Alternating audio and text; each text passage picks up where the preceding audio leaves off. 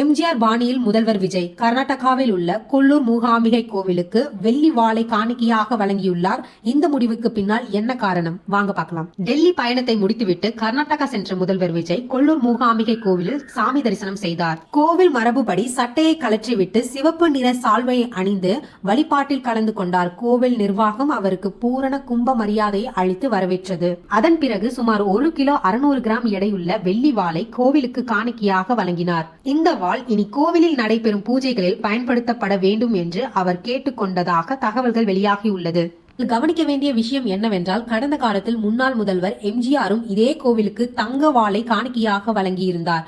அதே போல் ஜெயலலிதாவும் இந்த கோவிலுக்கு வந்து சிறப்பு வழிபாடு செய்திருந்தார். அவர்களின் வரிசையில் தற்போது விஜயும் இந்த கோவிலுக்கு வந்து வெள்ளி வாளை காணிக்கையாக வழங்கியிருப்பது அரசியல் மற்றும் சமூக வலைதளங்களில் பேசு பொருளாக மாறியுள்ளது. முதல்வர் விஜய் கொல்லூர் மூகாம்பிகை கோவிலுக்கு வெள்ளி வாள் வழங்கியதை பற்றி நீங்கள் என்ன நினைக்கிறீர்கள்? இது ஒரு பக்தியின் வெளிப்பாடா இல்லை இது ஒரு அடையாள செயலா? உங்கள் கருத்தை கமெண்ட்ல பகிருங்கள்.